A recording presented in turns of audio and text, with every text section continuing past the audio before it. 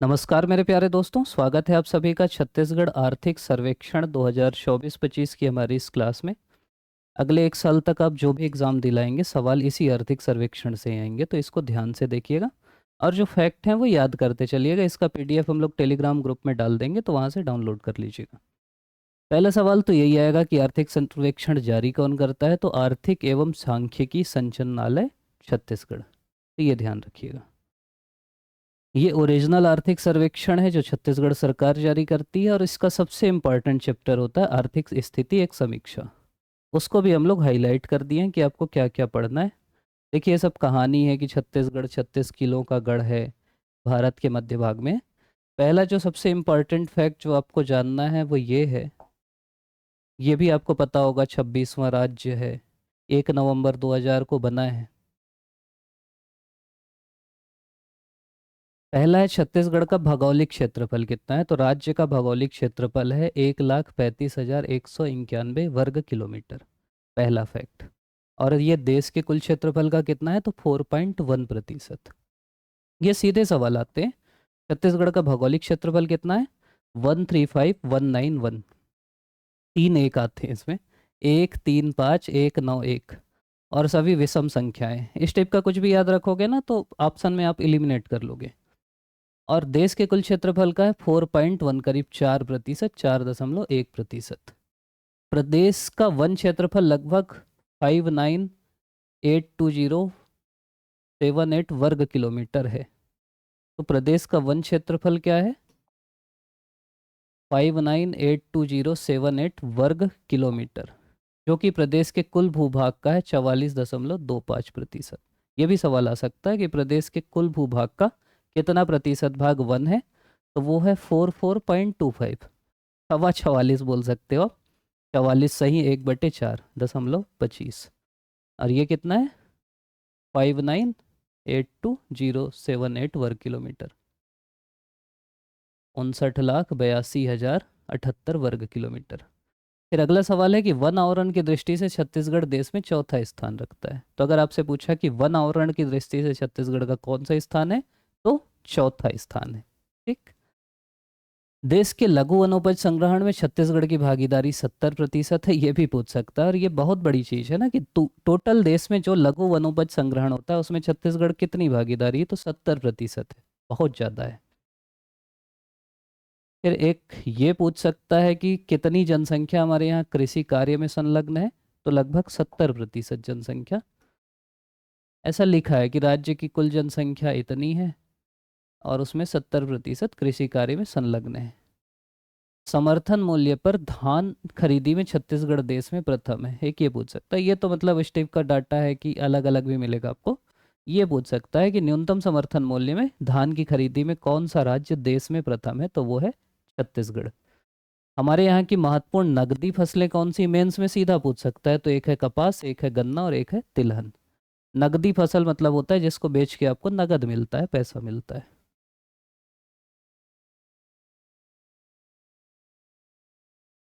फिर है टिन उत्पादन में हम लोग हैं प्रथम, कोयला और लौह अयस्क उत्पादन में द्वितीय। मतलब देखो, फर्स्ट किस में है, टिन में, तो फर्स्ट क्या हम एकमात्र हैं। और सेकंड उत्पादन में किस में है, कोयला और लोहा। तो ये दो चीज़ भी आप ध्यान रखना, बाकी फैक्ट हम आगे पढ़ेंगे कितना उत्पादन है, कौन सा है। एक ये होगा औद्योगिक नीति कौन सी है। आजकल ना वो कथन कारण वाले भी सवाल पूछ रहा है व्यापम, तो इसलिए ये सब जरूरी है। तो औद्योगिक नीति हमारी 2024 से 30, 6 साल वाली है। इसमें देखो यही पूछा था कि प्रदेश की आंतरिक क्षमताओं एवं प्राकृतिक संसाधनों का सदुपयोग कर नवाचार तकनीकों को अपनाते हुए अमृतकाल छत्तीसगढ़ विजन 47 की परिकल्पना को साकार करने का प्रयास किया जा रहा है। इसी टाइप का सवाल पूछेगा। फिर एक ये है UNWTO, मतलब संयुक्त राष्ट्र विश्व पर्यटन संगठन। ये ना 20 ग्रामों में बस्तर जिले का एक ग्राम है धूड़ मारस, इसको दिया है सर्वश्रेष्ठ पर्यटन ग्राम। चित्रकूट को भी अवार्ड मिला है। और मेन ये गांव आपका है ढूढ़ मारस, ढूढ़ मारस, ये गांव का नाम ध्यान रखना। फिर है ये चीज़, ये जो 2023 का जिला है उसमें जो हमारे SDG इंडेक्स बनता है ना, सतत development goal, sustainable development goal, सतत विकास लक्ष्य, उसमें हमारे 27 जिले हैं फ्रंट रनर और 6 जिले हैं परफॉर्मर। नामों लिखना आप लोग जिले का कमेंट में, अभी मैं बताऊंगा आगे। ये सब फैक्ट हैं जो आपको याद रहना चाहिए। अब देखो, ये सवाल सीधा सीधा अभी वाले एग्जाम में आया था कि किस क्षेत्र की भागीदारी कितनी है। तो मैं इस मैप से आपको दिखाता हूँ, आपको ज़्यादा मजा आएगा, ऐसे आपको समझ में भी आएगा। 2-3 सवाल पीएससी में इसी से पूछते हैं। देखो, ये जो ऊपर वाली लाइन है ये उद्योग की है, फिर ये सेवा की है और ये कृषि की। ठीक। अब अगली चीज़ ये है कि ये 19-20 से लेके 24-25 का डाटा है।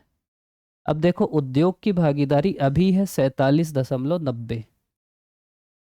ये समझो कि अगर कुल हमारे यहाँ 100 रुपए का उत्पादन हुआ तो उसमें से 47.90 रुपये उद्योग से होता है, 35.30 सेवा से होता है और 16.80 कृषि से होता है।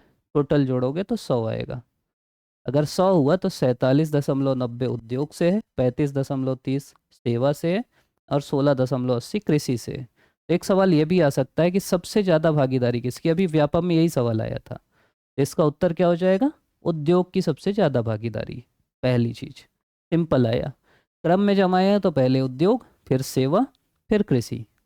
एक पूछ सकता है कि कितनी भागीदारी है, तो 47.90, 35.30 और 16.80। 47 ऐसा सोच सकते हो कि सन 47 में हम आज़ाद हुए, 47.90, 47 वो याद रख लो। 35.30, 5 सत्ते 35, 5 छक्का 30, 16 एकम 16, 16 पंचे 80, कुछ भी याद रख लो।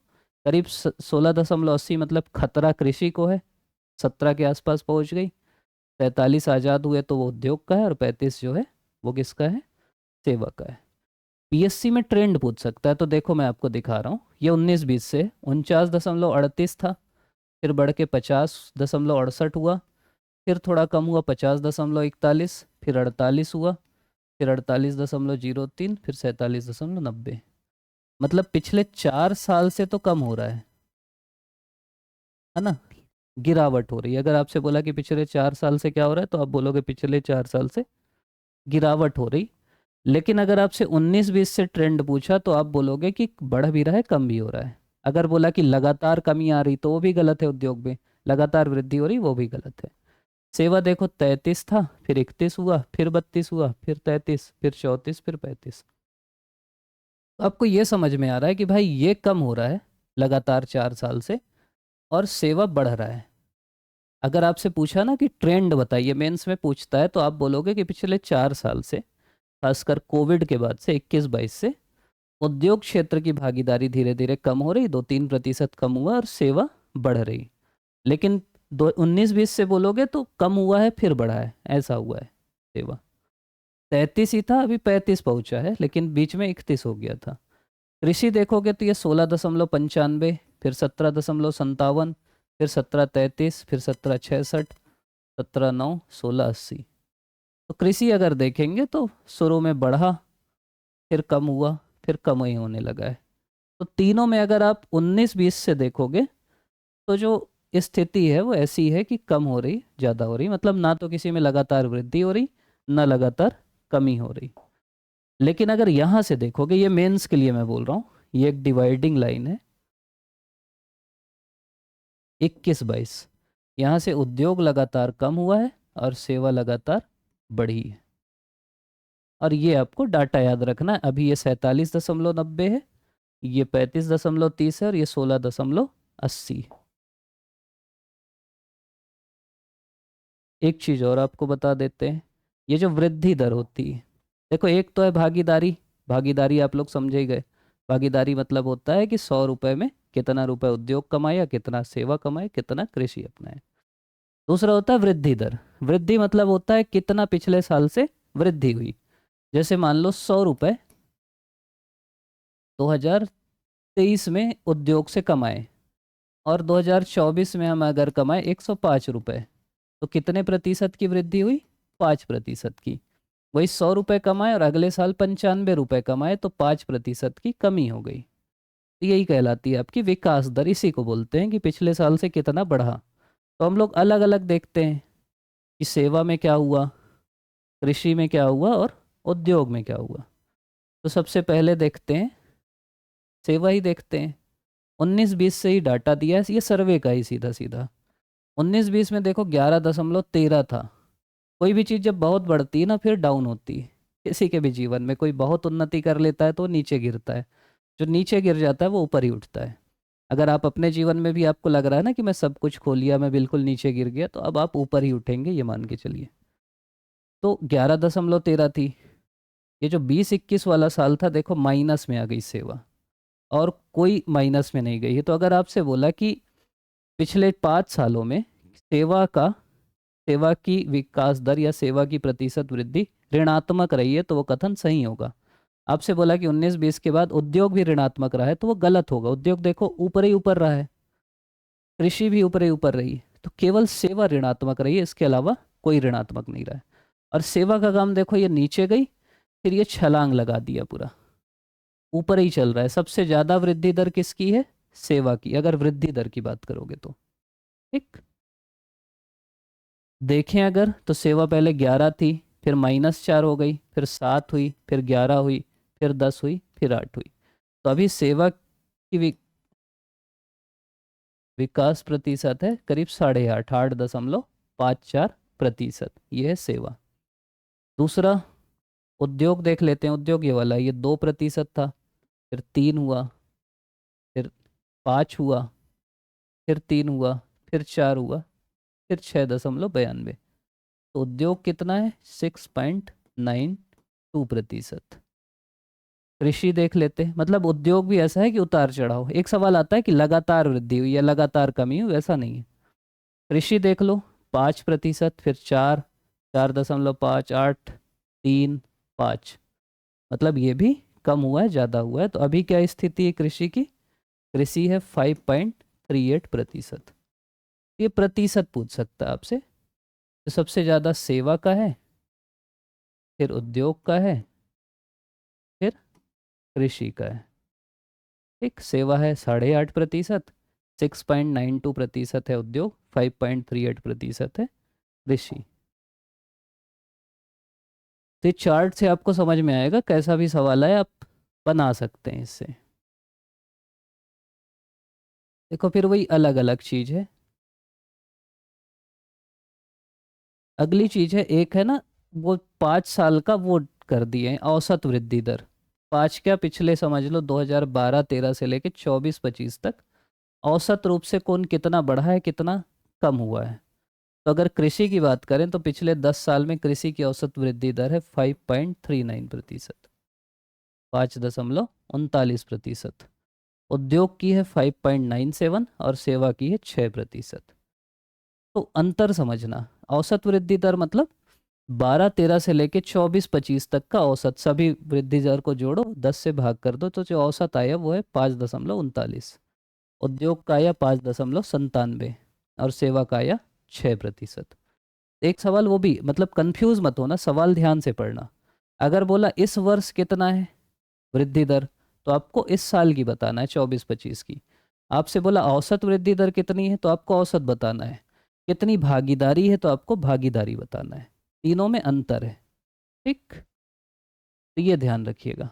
वही चीज़ कृषि में बताया कि देखो कृषि की भागीदारी अभी कितनी है, 16.80% है। ये पूरी विकास दर बताया, औसत 5.39 बता दिया। उद्योग की भागीदारी है 47.90%, और औसत कितना है? 5.97%। सेवा की भागीदारी है 35.30 और औसत वृद्धि दर है 6%। तो एक चीज़ ये हो गई। अगली चीज़ है सार्वजनिक वितरण प्रणाली। इससे मतलब वो फैक्चुअल टाइप का सवाल आएगा। छत्तीसगढ़ का औसतन उपभोक्ता मूल्य सूचकांक नवंबर 24 में कितना था? तो ये था 195.1 था ग्रामीण, 187 था शहरी, और ये था संयुक्त, मतलब ग्रामीण शहरी दोनों। एक कंसेप्चुअल सवाल ये आ जा सकता है कि उपभोक्ता मूल्य सूचकांक ग्रामीण का ज़्यादा है कि शहरी का ज़्यादा है। जनरली हमको लगता है शहर का ज़्यादा होगा, लेकिन छत्तीसगढ़ में ग्रामीण का ज़्यादा है, तो ये ध्यान रखना 195। फिर धान का मूल्य क्या है? तो सामान्य धान का मूल्य है 2300 रुपये और ग्रेड ए का मूल्य है 2320। तो धान बेचते होगे उनको पता होगा 20 रुपये ज़्यादा रहता है ग्रेड ए। ये है भारत सरकार द्वारा घोषित। बाकी जो एक्स्ट्रा मिलता है वो हमारी राज्य सरकार देती है। और समर्थन मूल्य पर धान विक्रय हेतु कितने किसान हुए? तो 27.74 लाख किसानों के द्वारा पंजीयन कराया गया है। तो संख्या अगर पूछी तो ये। फिर लोक वित्त की बात करें तो इतना तो आपको याद नहीं रहेगा कि राजस्व प्राप्ति इतनी हुई, राजस्व व्यय इतना हुआ। मेन चीज ये है कि यार आय से ज्यादा, जैसे आप ही का है, आप कहीं कमाते हैं या कुछ और है, एक चीज होती है आय और एक होता है व्यय। तो जनरली क्या होता है कि सरकारों का आय कम होती, व्यय ज़्यादा होता है। छत्तीसगढ़ में जो राजस्व की स्थिति है, तो हमारी जो राजस्व आय है वो ज़्यादा है और व्यय कम है। तो हमारे पास घाटा नहीं, हमारे यहाँ राजस्व आधिक्य है। कितने रुपए का है? 1069.99 करोड़ का है। तो ये सवाल पूछ सकता है कि छत्तीसगढ़ में राजस्व घाटा है, तो वो गलत है। छत्तीसगढ़ में राजस्व आधिक्य है। राजस्व मतलब होता है कि ये जो ऐसी आय जो, मतलब क्या बोलेंगे, जिसके लिए ना तो आपको अपनी परिसंपत्ति बेचनी पड़ती है, ना उससे कोई एसेट क्रिएट होता है। वो कॉन्सेप्ट है, इकोनॉमिक्स में पढ़ेंगे। जैसे खनिज अनिज बेचे तो उससे जो पैसा मिला वो राजस्व आय कहलाती है। तो हमारी आय ज़्यादा होती है और व्यय कम होता है। अगली चीज है कि वित्तीय वर्ष 24-25 में कुल राजस्व प्राप्तियों में पिछले वर्ष की तुलना में 13.07% वृद्धि, और राजस्व प्राप्ति भी हमारी बढ़ रही। इतनी प्रतिशत वृद्धि अनुमानित है। कितनी प्रतिशत राजस्व में वृद्धि अनुमानित है? 13.07। फिर है गैर कर राजस्व में प्रमुख योगदान कर भिन्न राजस्व का। यही सवाल सीधा सीधा पूछता है। देखो राजस्व भी दो टाइप का होता है। एक तो कर राजस्व होता है। कर मतलब जो टैक्स होता है, जैसे शराब पे कर हो गया, कृषि पे कर हो गया, आय पे कर हो गया। और एक होता है गैर कर। गैर कर मतलब बिना टैक्स, मान लो किसी पे भी कर, आप पेन खरीदे उस पे कर है, वो कर राजस्व है। गैर कर मतलब जिस पे कर नहीं लगता। तो गैर कर राजस्व में प्रमुख योगदान कर भिन्न राजस्व का है। वही मतलब है, लेकिन इसमें प्रमुख योगदान है कर भिन्न राजस्व का। और कुल गैर कर राजस्व में इसका योगदान 58% है। और ये कर भिन्न जो राजस्व है इनका योगदान कितना है? 58.07%। तो ये आपको ध्यान रखिएगा। फिर एक कर और याद करने की ज़रूरत नहीं है, बहुत बड़े महाबली हो तो याद रखना। ये एक बार बीएससी प्री में पूछ लिया था तो देख लेना यार। इसमें लिखा है कि राज्य में बैंकों की संख्या मार्च 24 में 43 शाखाओं की संख्या इतनी है 3412, और एटीएम है 3607। एक बार ना बैंक कितने खाते खुले पूछ लिया था, 1 लाख कितना, उस समय हम लोग दिलाते थे, डर गए थे। फिर पता लगा इकोनॉमिक सर्वे में। तो एक बार देख लेना, बस याद रहे। जैसे ये इतने जमा हुए 282,949.54 करोड़, इतना कौन याद रखता है? ये पूछ सकता है भाई, इसलिए मैं दिखा रहा हूँ। और छत्तीसगढ़ राज्य सहकारी विपणन संघ द्वारा प्रदेश में कार्यरत 2739 उपार्जन केंद्रों के माध्यम से धान उपार्जन किया जाता है। ये सवाल पूछ सकता है। कितने उपार्जन केंद्र हैं? तो 2739। ठीक, 2739, 213729। ऐसा कुछ भी याद रख लेना, ऑप्शन दिखे तो आपको समझ में आ जाए। और दूसरी विशेषता इसकी ये है कि सभी ना कंप्यूटरीकृत हैं, तो वो आप ध्यान रखना। फिर कृषि के बारे में है, तो ये लाइन ध्यान रखना कि जब हमारा राज्य बना तो 3 वृहद सिंचाई परियोजना थी, 29 मध्यम थी और 1945 लघु थी। जब राज्य बना तो कितनी परियोजना थी? 3 वृहद थी, 29 मध्यम थी, 1945 लघु थी। और इससे कुल 13.28 लाख हेक्टेयर में सिंचाई होती थी। कितनी होती थी? 13.28 लाख हेक्टेयर में। अभी अगर आप देखोगे वर्तमान में कितना है, तो वर्तमान में है 21.73 लाख हेक्टेयर। तो पहले था 13.28, अभी है 21.76, मतलब एक्स्ट्रा कितना सृजित हो गया है? तो राज्य गठन के बाद हो गया 8.48 लाख हेक्टेयर। इनमें से कुछ भी सवाल आ सकता है। राज्य गठन के समय कितना था? 13.28। अभी कितना है? 21.76 लाख हेक्टेयर। कितना एक्स्ट्रा हुआ? 8.48 लाख हेक्टेयर। दोनों में कोई एक डाटा याद, दो डाटा याद रखना तीनों में से, तो तीसरा निकल जाएगा। फिर ये है वर्तमान में प्रदेश की सिंचाई का प्रतिशत 39.27% हो गया। कितने एरिया में सिंचाई है? तो 39 दशमलव। कई लोग पूछते हैं कि भैया ये सब तो डाटा कहाँ से पढ़ें? यही पढ़ो। अगर पीएससी ये नहीं लिया तो विलोपित करना पड़ेगा। इकोनॉमिक सर्वे तो मानेंगे ही ना भाई। सरकार का इकोनॉमिक सर्वे नहीं मानेंगे तो कहाँ जाएंगे पीएससी वाले? तो ये पढ़ो और कुछ मत पढ़ो। चौथा दिया है ना वनावरण, वही पढ़ो, और कुछ लेगा विलोपित करवा लेंगे। फिर है राज्य में वर्तमान में 69 कृषि उपज मंडियां और 121 उप मंडियां हैं। 69 है कृषि उपज मंडियां और 121 है उप मंडियां। फिर है कि राज्य में कुल 2.032 लाख हेक्टेयर जल क्षेत्र उपलब्ध है, जिसमें से 1.976 लाख हेक्टेयर जल क्षेत्र में मछली पालन के अंतर्गत विकसित किया जा चुका है। मतलब कितना प्रतिशत है ये आपको भरोसा नहीं होगा, लेकिन ये याद रखना कि हमारे यहाँ कुल जल क्षेत्र के 97.24% को मछली पालन के योग्य विकसित किया जा चुका है। तो 97.24, आपको लगेगा यार 2-4% होगा, 10% होगा, 97% है। वानिकी में, वानिकी में 3 प्रकार के वन होते हैं, आपको पता होगा। एक होता है आरक्षित, एक होता है संरक्षित, एक होता है अवर्गीकृत। तो हमारे यहाँ जो आरक्षित वन है वो है 43.31%, संरक्षित है 40.18% और अवर्गीकृत है 16.51%। ये प्रतिशत याद रख लेना, इतना तो कहाँ याद रख पाओगे। फिर वो 59 वाली जो है ना, उसका प्रतिशत निकाल लेना, कभी पूछे ही लिया तो। सबसे ज़्यादा आरक्षित है, फिर संरक्षित है, फिर अवर्गीकृत है। आरक्षित मतलब जिसको आप, जहां आप आसानी से नहीं घुस सकते, नहीं काट सकते। संरक्षित मतलब संरक्षण है लेकिन थोड़ा कम है आरक्षण की तुलना में। और अवर्गीकृत मतलब उसको वर्गीकृत ही नहीं किए। फिर है 23-24 में इतना करोड़ रुपए मूल्य के 12.94 लाख मानक बोरा तथा 24-25 में 15.56 लाख मानक बोरा तेंदुपत्ता का उत्पादन हुआ।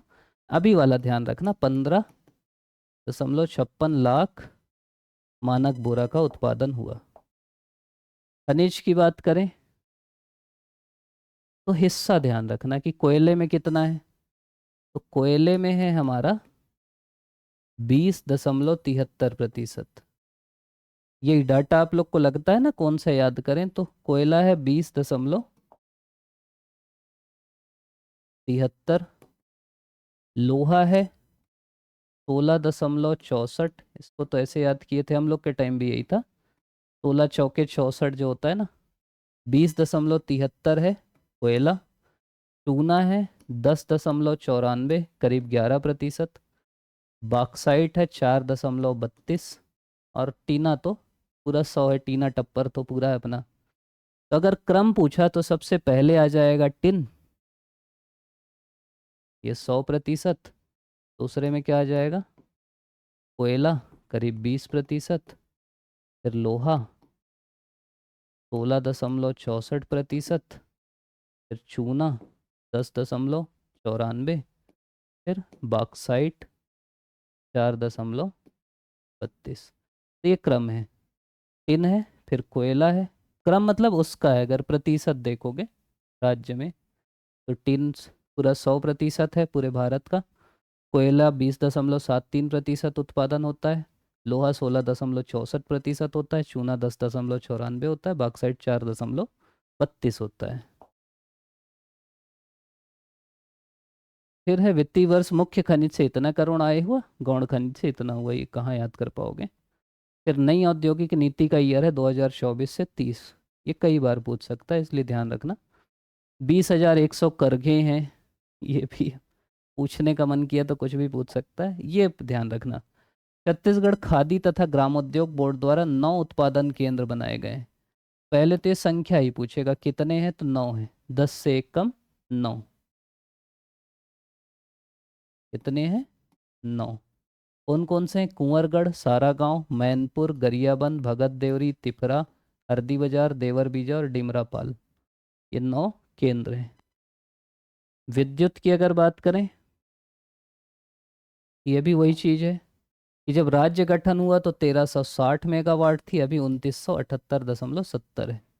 मतलब जब हुआ तो ये कभी ऐसा भी पूछ सकता है कि कितना बढ़ा है, तो उसी से निकाल लेना 2978.70, डबल से भी ज़्यादा बढ़ी है, 119% की, मतलब दुगने से भी ज़्यादा वृद्धि हुई है। फिर कुल उपभोक्ता, ये तो कौन याद रख पाएगा, रख सकते हो रख लेना। 23-24 के अंत में जो कुल उपभोक्ता हैं वो 1% बढ़े हैं। और किसके कितने हैं, तो बीपीएल में है 25%, मतलब 1/4 तो बीपीएल है। फिर घरेलू है 54%। ऐसे देखोगे तो सबसे ज़्यादा उपभोक्ता है घरेलू, कितने प्रतिशत हैं, 54%। फिर दूसरे नंबर में कौन आएगा, दूसरे नंबर में बीपीएल आएंगे, बीपीएल करीब है 25%। फिर तीसरे नंबर में कौन आएगा, तो तीसरे नंबर में कृषि वाले हैं, ये हैं करीब 11%। फिर हैं गैर घरेलू, ये हैं करीब 6.92%। और उद्योग, ये तो है 0.61%। तो घरेलू है 54%, बीपीएल है 25%, गैर घरेलू 6%, औद्योगिक 0.61 और कृषि 11.77। ये भी कभी पूछ सकता है राष्ट्रीय राजमार्ग की लंबाई कितनी है, तो 3484 किलोमीटर, 3484 किलोमीटर। ग्रामीण विकास की बात करें तो जो मनरेगा है उसमें आपको क्या लगता है, महिलाएं ज़्यादा होंगी कम होंगी, महिलाएं ज़्यादा है, महिलाओं का प्रतिशत है 55.31, ये ध्यान रखना। फिर है नगरीय प्रतिशत कितना है, तो जब हम आज़ाद हुए 1951 में हमारे यहाँ शहरीकरण का प्रतिशत था 4.88, ये ना मेंस में काम आएगा। और ये अभी बढ़ के हो गया 23.24%। तो हमारे यहाँ शहरीकरण कितना प्रतिशत है, 23.24, 23.24। एक ना ई बस वाली योजना है, तो कहाँ कहाँ चालू हो रही, रायपुर, दुर्ग, भिलाई, बिलासपुर और कोरबा, यहाँ ई बस आ रही। एक काल अगर ये याद कभी पूछे ही लिया तो हमारे यहाँ 7 राजकीय विश्वविद्यालय हैं, गवर्नमेंट यूनिवर्सिटी हैं, 17 प्राइवेट हैं, 335 गवर्नमेंट कॉलेज हैं, 321 अशासकीय महाविद्यालय हैं जहाँ शिक्षा नीति लागू हुई, और इतने स्टूडेंट हैं 295,773, करीब 2,95,000। फिर लिंगानुपात की बात करें तो अभी एसआरएस बुलेटिन के अनुसार 137 प्रति लाख जीवित जन्म है। ये पूछ सकता है नोनी सुरक्षा योजना ये कब से लागू हुई है, तो 1 अप्रैल 2014 से। नोनी सुरक्षा योजना 1 अप्रैल 2014 से लागू हुई है। क्यों है, तो बाल लिंगानुपात जो है उसको बढ़ाने के लिए और बालिकाओं के प्रति समाज में सकारात्मक सोच बढ़ाने के लिए। फिर सामाजिक सेवाओं की बात है, एक ये सेवा है जो आपको पता होगी शायद, सिविल सेवा प्रोत्साहन योजना। इसमें क्या है कि अगर आप यूपीएससी प्री निकाल लेते हैं ना, तो आपको 1 लाख रुपए मिलता है अनुसूचित जाति और जनजाति के अभ्यर्थियों को। तो प्री निकाल लो, 1 लाख मिल जाएगा यार, सेलेक्ट भी हो जाओगे इसी बहाने। एक मेरे को लग रहा है ये पूछेगा, ये छोटा सा लिखा है तो कोई ध्यान नहीं देगा। प्रधानमंत्री जन विकास कार्यक्रम ये किस जिले में लागू हुआ, तो हमारे मुख्यमंत्री जी हैं उनके जिले में लागू हुआ, जसपुर में। प्रधानमंत्री जन विकास कार्यक्रम कहाँ लागू हुआ, जसपुर में लागू हुआ। फिर सतत विकास वाली बात है, तो हम वही बोले 27 जिले फ्रंट रनर हैं, 6 जिले कौन कौन से हैं, मैं पूछा था ना, जसपुर, कोंडागांव, दंतेवाड़ा, सुकमा, बलरामपुर और बीजापुर, ये परफॉर्मर हैं। मतलब इसकी अलग अलग श्रेणी है, एक है फ्रंट रनर, से ऊपर भी है वहाँ हम नहीं पहुँच पाए हैं, फिर है परफॉर्मर, तो हमारे 27 इसमें है परफॉर्मर में। और एक है आकांक्षी वाली श्रेणी, इसमें हम कोई नहीं है, ये भी हमारी एक उपलब्धि है। ये सवाल कई बार आता है कि प्रचलित भावों में सकल राज्य घरेलू उत्पाद के अग्रिम अनुमान बाजार मूल्य में इतने हैं, इकाई, दहाई, सैकड़ा, हजार, 10,000, लाख, 10 लाख, करोड़, 5,67,68,88,043 लाख रुपए। सकल राज्य घरेलू उत्पाद हमारा कितना है, जीएसडीपी कितना है, तभी पूछे ही लेगा। 5, 6, 7, 8, 8, 0, 4, 3। ये देखो, ये याद करने की जरूरत नहीं रहती। 5, 6, 7, 8 इतना देख लेना, इतना जिस ऑप्शन में मिल जाएगा उसको टिक कर देना, और करोड़ वाला रहे ये देख लेना, याद करने का नहीं है ये सब। और कितना बढ़ा, तो बढ़ा है 10.89%। पिछले बार से कितना बढ़ा है, 10.89%। और अगर ये देखेंगे स्थिर भाव, ये तो प्रचलित भाव में, मार्केट में स्थिर भाव में 32975,231, 32975,231। लास्ट का देख लेना, 9 से 7, 7 से 5, फिर 2, 3, 1। अच्छी संख्या रहती है, आराम से याद भी हो जाती है। तो बस मैं वही समझा रहा हूँ कि ये सब ऑप्शन देख के पकड़ना है। और ये कितना बढ़ा, तो ये बढ़ा है 7.51%। ये तो हम लोग देखे ही लिए। कितनी क्षेत्रवार, तो कृषि में 5.38, उद्योग 6.92 और सेवा 8.54। ये पूछ सकता है कभी भी। सेवा है 8.54, उद्योग है 6.92, कृषि है 5.38। तो ये ध्यान रखना। फिर है 24-25 में अखिल भारत के स्थिर भाव, भारत का है, भारत का क्यों इतना याद रखोगे यार, अपना याद रखो। उद्योग सबसे ज़्यादा है 47.90। सबसे ज़्यादा प्रतिशत वृद्धि हुई किस में हुई है और सबसे कम किस में हुई है, तो सर्वाधिक हुई है, मैक्सिमम हुई है व्यापार, होटल और जलपान गृह। मतलब होटल होटल वालों में ना सबसे ज़्यादा वृद्धि हुई 14%। और सबसे कम किस में हुई है, तो रेलवे में हुई है। लोग बिना टिकट यात्रा करते हैं। तो रेलवे में न्यूनतम हुई है, माइनस में हुई है, -7.38। और सबसे ज़्यादा हुआ है उसमें। ये सवाल अभी पिछले व्यापम में ही आया था। प्रति व्यक्ति आय जो है कितना है, तो ये है 162,810, 162,870 रुपये। इतनी हमारे यहाँ प्रति व्यक्ति आय है, 162,870, 162,870। भारत की कितनी है, 2,01,62,000 रुपये। मैं लिखा ही दिया था कि क्षेत्रवार वृद्धि अगर देखेंगे स्थिर मूल्य में, तो कृषि 5.38, उद्योग 6.92, सेवा 8.54। भारत देखें तो ये 3.6, ये 6.2 और सेवा 7.2। ये इसलिए दिखाएं हम लोग कि सब में ज़्यादा है। देखो, इसमें भी ज़्यादा है, इसमें भी ज़्यादा है, इसमें भी ज़्यादा है। अपनी इज्जत बढ़ाने के लिए हम लोग भारत का भी लिख दिया। अगर भारत से कम रहता ना तो भारत का नहीं लिखते, टाइम नहीं लिखते, वो तो होता ही है। जिसमें ज़्यादा है वही लिखेंगे ना। फिर है सार्वजनिक वितरण प्रणाली। शहरी क्षेत्र में 1855 और ग्रामीण क्षेत्र में 11,994, कुल इतनी 13,879 उचित मूल्य की दुकान है। 13,879 उचित मूल्य की दुकान है।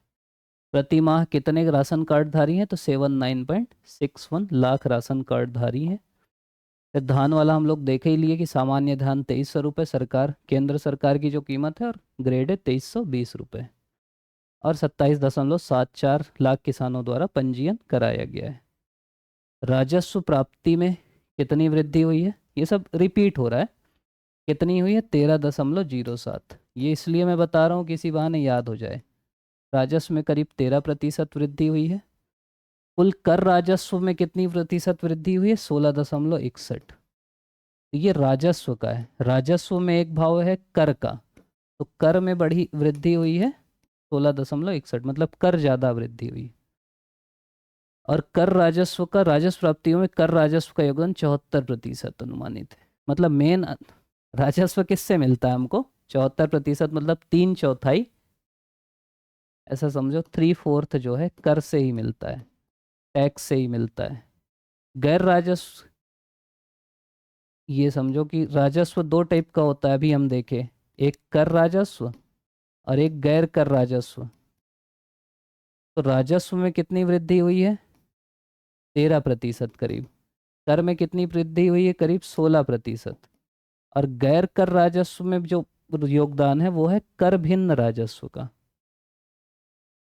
और इसका कुल गैर कर राजस्व में इसके अंदर इसका प्रतिशत है 58।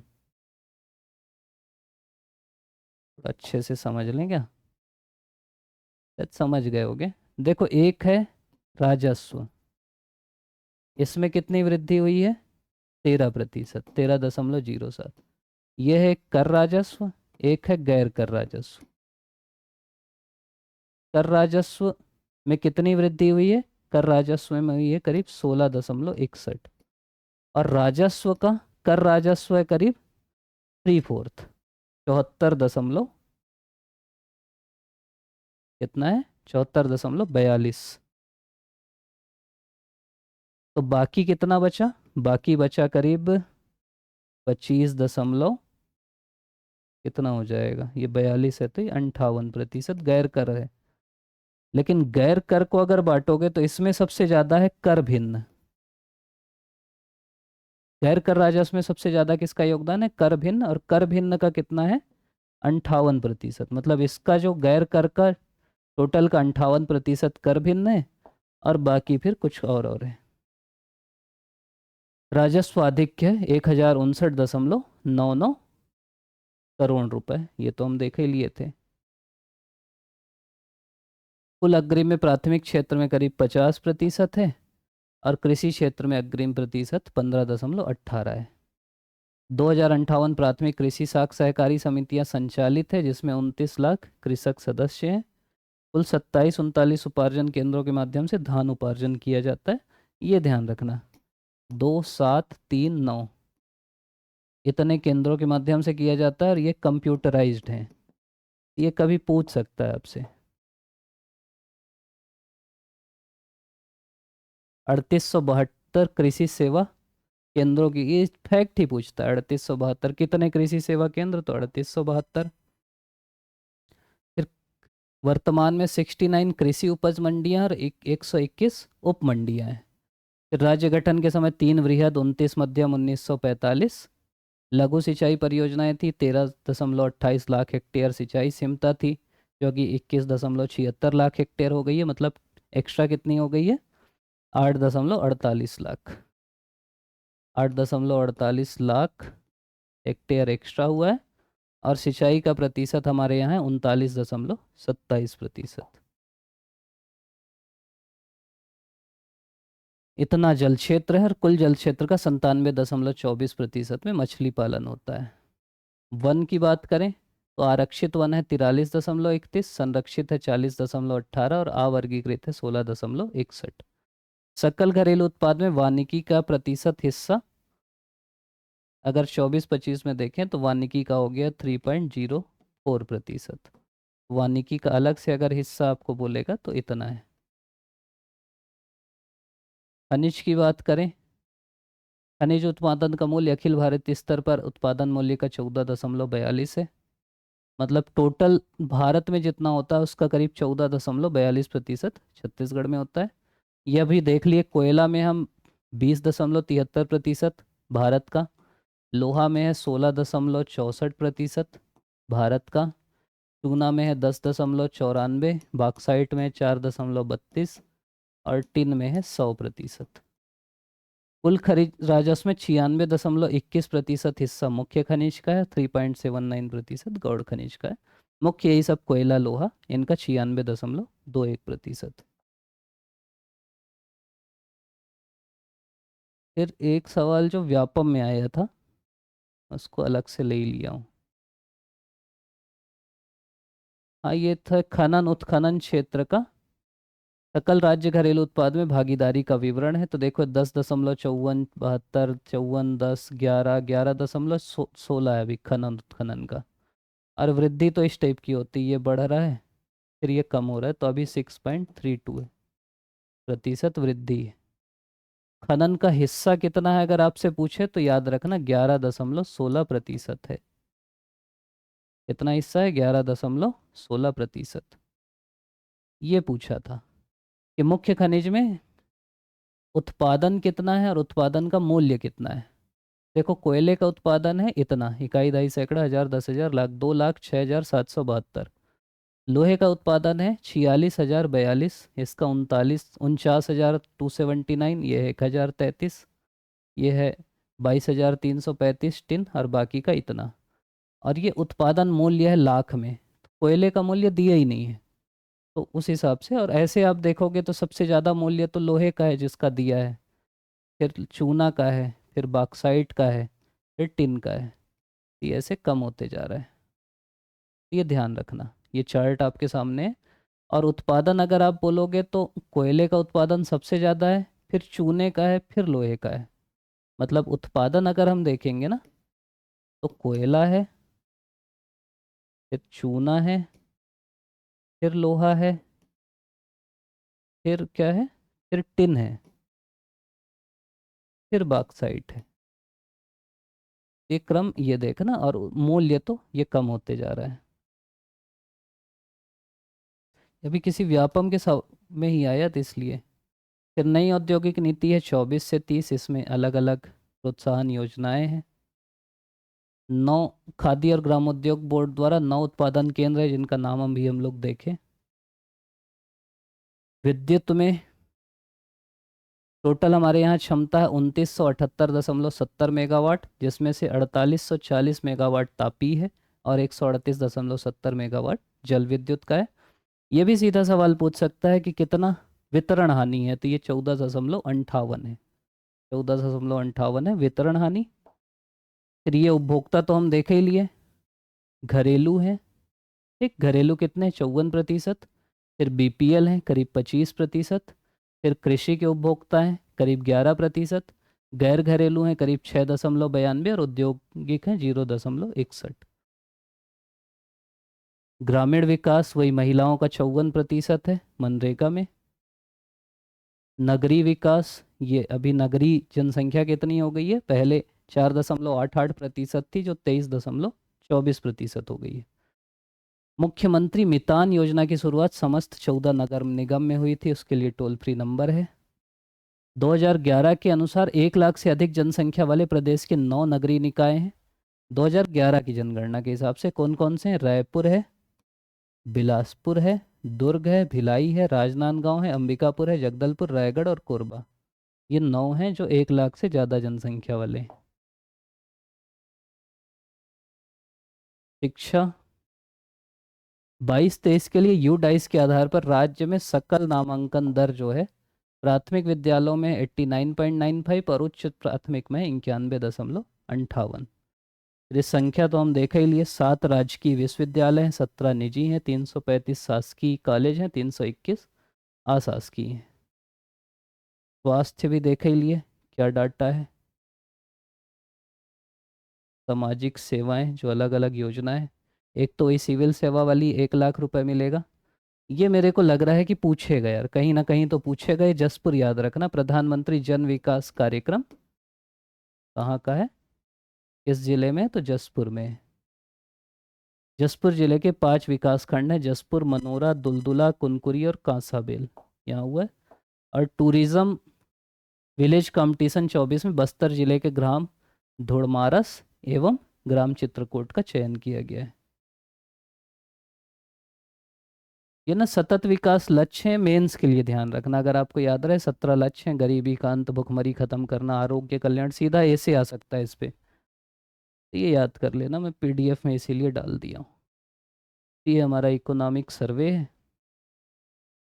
ये पीडीएफ आपको मिल जाएगा टेलीग्राम चैनल में, वहाँ से डाउनलोड कर लेना। हाईलाइटेड है तो आपको आसान भी पड़ेगा। आप लोग अभी तक देख रहे हैं उसके लिए धन्यवाद। अगर ये वीडियो श्रीजी एकेडमी में देख रहे हैं तो सब्सक्राइब कर लेना, नहीं कर रहे हैं दूसरे में कहीं आपको मिल गया डला हुआ, तो आप चैनल खोल के श्रीजी एकेडमी सब्सक्राइब कर लेना, क्योंकि उसमें ऐसे वीडियो लगातार आते रहेंगे। आप सभी का पुनः बहुत बहुत धन्यवाद।